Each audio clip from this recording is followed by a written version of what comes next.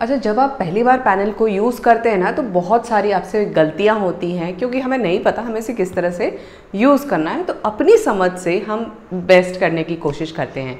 तो जैसा कि आप सभी को पता है कि अब मैं इस डिजिटल पैनल को यूज़ कर रही हूँ और जो गलतियाँ मैं करूँगी इससे आपको बहुत कुछ सीखने मिलेगा और आप कम से कम वो गलतियाँ नहीं दोहराएंगे।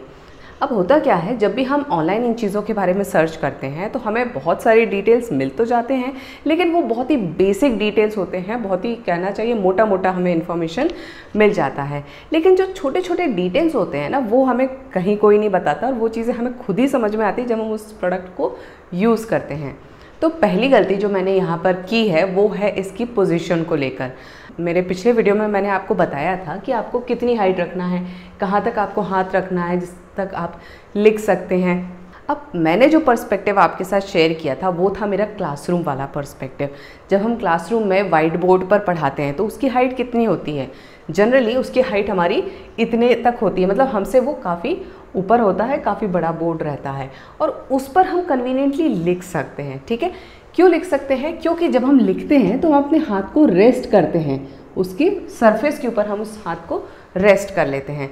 लेकिन जब आप डिजिटल बोर्ड पर लिख रहे हैं, अगर उस पर मल्टी टच इनेबल्ड है तो क्या होता है मैं आपको दिखाती हूँ। अगर आप यहाँ पर जैसे कुछ लिखना चाहते हैं तो आप देखिए, जैसे मैं इस पर लिख रही हूँ, अगर मैंने अपने हाथ को लिफ्ट किया है तो मैं लिख पा रही हूँ, लेकिन अगर मैं अपने हाथ को रेस्ट कर रही हूँ तो आप देखेंगे जहाँ जहाँ मेरा हाथ जा रहा है उसका भी प्रिंट यहाँ पर आ रहा है। तो मल्टी टच इनेबल्ड होने के कारण वो चीज़ हम क्या कर सकते हैं, हाथ इस पर रख कर नहीं लिख सकते हैं। तो हमें क्या करना होगा, हाथ को लिफ्ट करके, you have to lift your hand and right.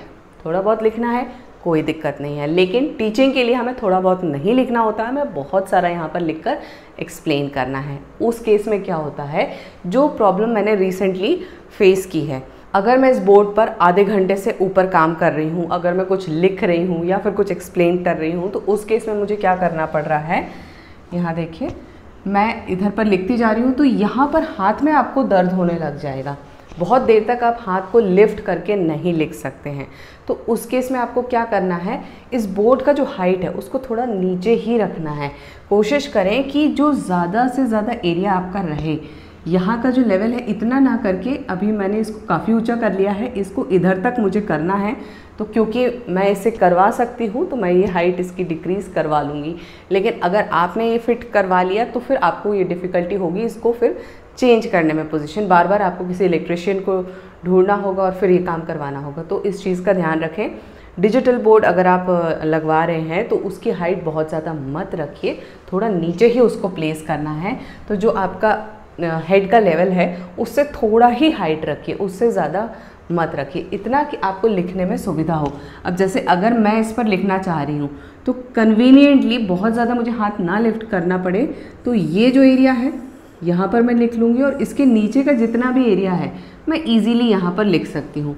ये पूरा एरिया मुझे मिल जाएगा लिखने के लिए। ठीक है, लेकिन अब ये वाला जो एरिया है ये वेस्ट हो रहा है मेरा। तो बेसिकली मेरा किस एरिया को मैं यूज़ कर पा रही हूँ, सिर्फ इतने एरिया को मैं फ़िलहाल यूज़ कर पा रही हूँ, क्योंकि मेरे हिसाब से इसकी हाइट मैंने थोड़ी ज़्यादा रखी हुई है। मैंने वाइट बोर्ड के हिसाब से रखा है, वो नहीं करना है। इसकी हाइट को नीचे रखिए जिससे कि आपको मैक्सिमम एरिया मिले। अब जैसे ये बोर्ड थोड़ा नीचे होगा तो आपको इतना पूरा एरिया यहाँ पर मिल जाएगा। तो इस चीज़ का आपको ध्यान रखना है। अब जैसे जैसे मैं इसको यूज़ कर रही हूँ, जो जो मेरे खुद के एक्सपीरियंसेस होंगे, गलतियाँ होंगी, अच्छी चीज़ें होंगी, सारी चीज़ें मैं आपके साथ शेयर करूँगी, जिससे कि जब आप इस तरह के प्रोडक्ट को यूज़ करें तो आपसे वो गलतियाँ ना हो।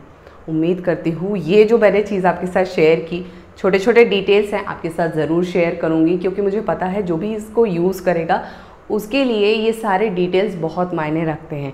और क्योंकि एज अ टीचर आपको इस पर काफ़ी देर तक काम करना है, कई बार हमें घंटों तक क्लासेस लेनी पड़ती हैं, तो हमें कोशिश ऐसी करनी है कि हम कोई भी ऐसी चीज़ ना करें जिससे कि हमें डिस्कम्फर्ट हो या पढ़ाने में डिफ़िकल्टी हो।